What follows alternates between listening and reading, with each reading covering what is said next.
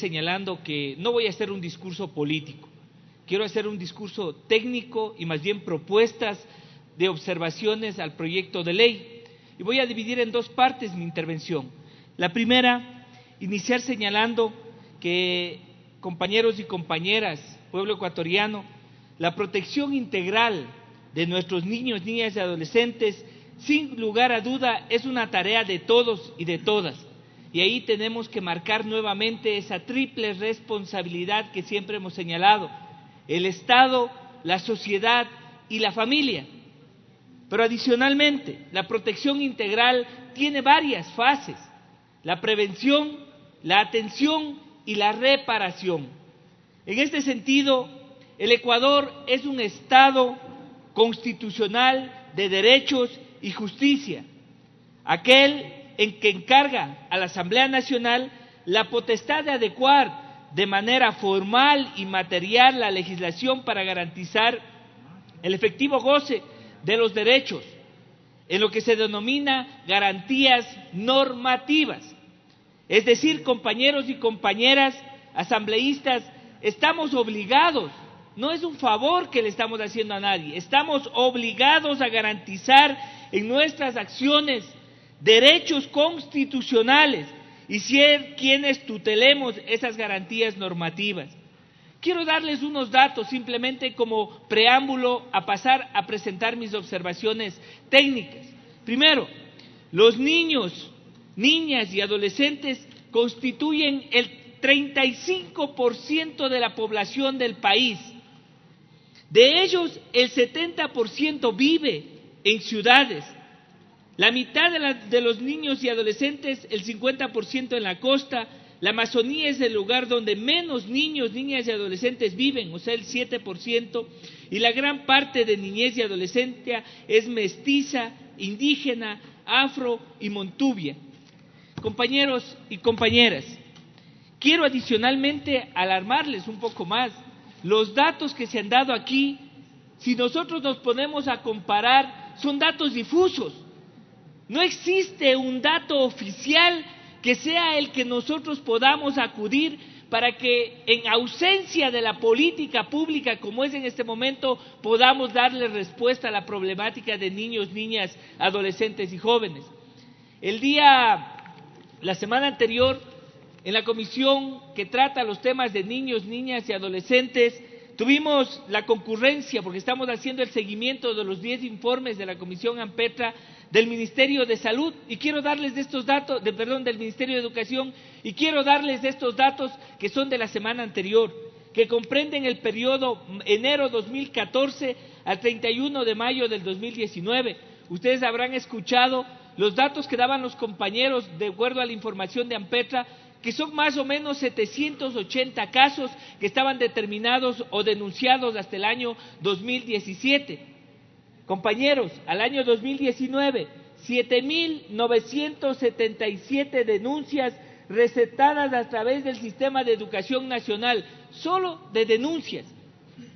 ¿Quién sabe el subíndice cuántos hechos no llegaron a denunciarse? Pero además hay otro dato: 4.966 de estos 7.900 denuncias receptadas en el sistema de educación relacionadas a presuntas violaciones sexuales cometidas por personas de afuera del sistema educativo, y 3.011 denuncias receptadas en el sistema de educación relacionadas a presuntas violaciones sexuales cometidas dentro del sistema educativo. Pero ahí hay que alarmar y también tomar en cuenta esto que quiero poner como un antecedente para el tema del desarrollo de la ley. 1.868 denuncias receptadas en el sistema educativo relacionado a docentes y autoridades. Miren, no tienen nada que ver con los datos que se han planteado hasta el momento. 130 casos de denuncias receptadas en el sistema educativo relacionadas con personal administrativo y de limpieza, y 1.013 casos de denuncias receptadas en el sistema educativo relacionados con estudiantes. Compañeros y compañeras, 1.013 casos de violencia entre pares de los estudiantes en el sistema educativo. Voy a referirme ya al proyecto de ley. Efectivamente, creo yo que todos los esfuerzos que hagamos son sumamente importantes. Porque ojalá cuando analicemos las reformas al Código Orgánico Integral Penal tomemos en cuenta esto. Ya lo decía una colega asambleísta, 7.800 casos denunciados, la mitad de casos se judicializaron y solo 1.600 casos llegaron a tener sentencia. O sea, 1.600 personas que han sido sentenciadas van a ir a ese registro. ¿Qué pasa con los 5.500 casos que no llegaron a tener sentencia? Primer elemento. Segundo elemento, efectivamente, la ley pretende crear un registro nacional de violadores, y ahí concuerdo con lo que decía la asambleísta, nuestra compañera Silvia Salgado, en el tema del nombre de la ley. Creo que no deberíamos ponerlo de violadores, abusadores y agresores sexuales porque limita a los tipos penales establecidos en la Constitución, por lo que yo concuerdo que debería llamarse delitos contra la integridad sexual y reproductiva, que amplía a todos los delitos, ¿no es cierto? Entonces, yo había hecho una comparación entre el registro de antecedentes penales y el registro de violadores. La mayor diferencia que encuentro es el tema de los datos.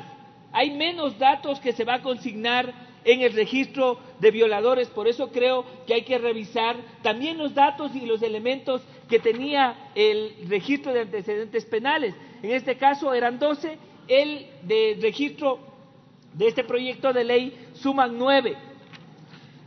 Otras cuestiones.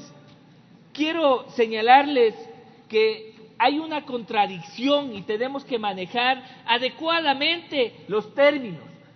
En el proyecto de ley, en el artículo 1, dice que el Ministerio del Interior emitirá el certificado que lo solicite conforme a las reglas previstas en esta ley. Pese a que no se desarrollan las reglas en el proyecto de ley, en el artículo 6 se determina que el certificado será emitido cuando solo se lo requiera el interesado. Ahí hay una contradicción, o es cuando se requiera en general, o es cuando lo requiera el interesado para poder prestar un servicio relacionado con la ciudad, con los niños, niñas y adolescentes. El segundo tema, compañeros y compañeras, recordemos que el Código Orgánico Integral Penal, y voy a hablar técnicamente, tiene reserva de ley. Y nosotros no es que estamos poniendo una sanción, lo que estamos es haciendo un registro. Y es así que el artículo 17 del Código Orgánico Integral Penal establece el principio de reserva de ley penal y claramente se señala que las acciones o omisiones punibles, las penas, los procedimientos penales previstos en otras normas jurídicas no tienen validez jurídica alguna, salvo en materia de niñez y adolescencia. En ese caso, yo sí querría que lo enfoquemos desde lo que determina el artículo 60 del Código Orgánico Integral Penal y el 65, que habla ya de la prohibición de ejercicio de cargo público u oficio y determina el procedimiento, determina el tiempo por el cual va a regirse este tema. La otra cuestión, yo sí querría que analicemos el tema del plazo. Yo no concuerdo ahí con lo que señalábamos con relación a que sea un registro perpetuo, porque recordemos que hay un principio también de rehabilitación y de reinserción.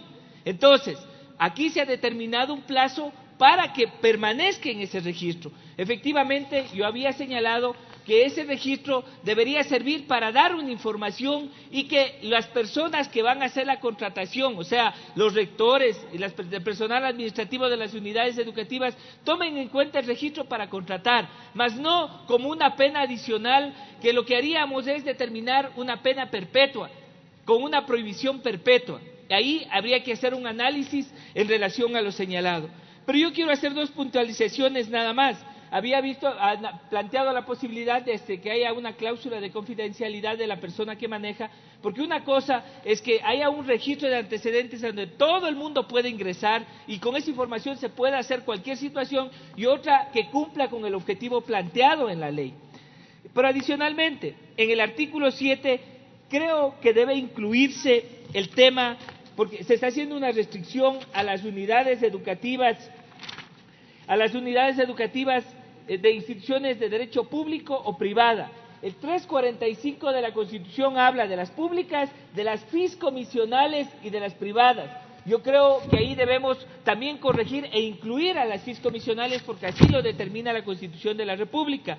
Y únicamente terminar señalando que hay una gran responsabilidad nuestra en el Código Orgánico Integral Penal, en la Ley Orgánica de la Educación Integral, en el Código de la Salud y en otras leyes. Compañeros y compañeros, si no miramos integralmente esto, no vamos a hacer efectivo el sistema de protección integral, que es prevenir, atender y reparar. Así es que, nuevamente, como yo siempre suelo terminar mis intervenciones en estos temas, creo que el día de hoy debemos ratificar nuestro compromiso por los derechos de los niños, niñas y adolescentes de nuestro país. Muchísimas gracias, señor presidente, compañeros de asamblea. Gracias, señor asambleísta. Tiene la palabra.